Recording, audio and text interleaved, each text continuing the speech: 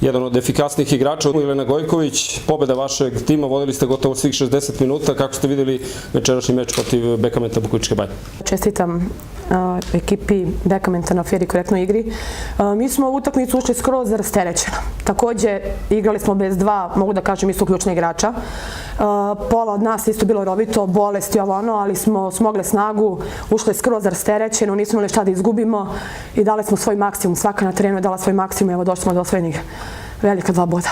Čućemo trenera Jagodine, vodili ste, odnosno vaša ekipa vodila je gotovo 60 minuta, velika borba, puno trčanje, kako reče vaš kapitan. Kako ste videli vi meč protiv Bekamenta? Došli smo ovde da igramo rukomet i da trčimo i nismo imali šta da izgubimo. Mi smo u situaciji da stvarno danas smo igrali bez kapitena Marine Glišović i bez Dragice Kresove koje su u postavi i sigurno smo onako bili hendikepirani, ali i ekipa Bekamenta je isto oslabljena. Znali smo da imaju malo igrača u rotaciji i pokušali smo da ih opteretimo trčanjem i da postignemo što više lakih golova, jer smo znali da ćemo imati problem na pozicionom napadu.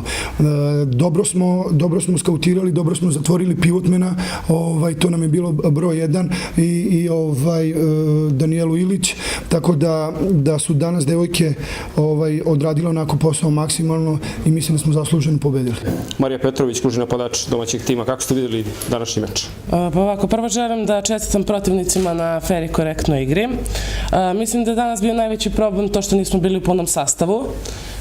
Fale nam ključni igrači, ali mislim da nismo loše igrali danas. Eto, ne znam, jednostavno, ne znam šta da kažem, možda nije bio dan. Šta je razlog poraza? Pa šta znam, možda previše promašenih zicera, možda, ne znam, stvarno. Čućemo i trenera domaće ekipe, Živojina Maksića, poraz vaše ekipe u meču protiv Jagodine, rezultatom 30-29, drugi poraz ove sezone. Kako ste videli večerašnji meč?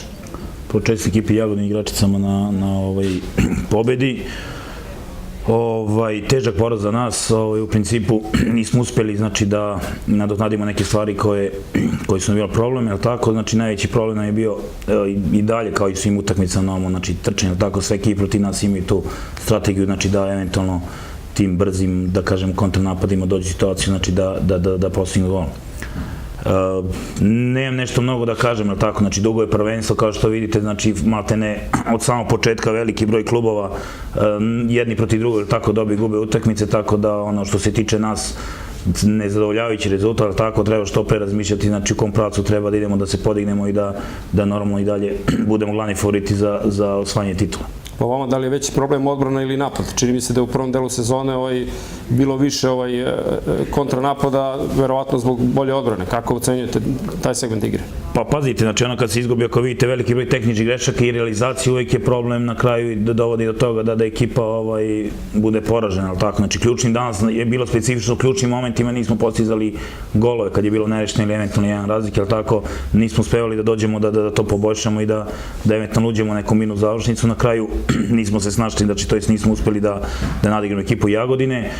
Ono što je karakteristično, znači mi smo ekipa koja najviše golova daje, tako, međutim ono što nas i prošli ove godine, veliki taj broj igrača koji su, da kažeš, najefikasniji, tako, imaju povrede, tako, i ne mogu, znači, da eventualno budu deo toga, znači, nema šta da dodamo osim toga, znači da moramo u bilo koji posao i bilo što na koji način da još bolje da igramo. Ovo nije način na koji možemo da igramo i da postižemo dobre rezultate. Vremena ima malo za analizu, stiže na Isa već u sredu. Normalno, znači pošto zbog Evrope, tako mi ulazimo u, kako se kaže, veliki broj utakmica i još težavajući tamo kad treba da budeš najjači, ali tako, mi smo u principu trenutno zbijamo redove i da pokušamo, znači, normalno da odradimo to još bolje.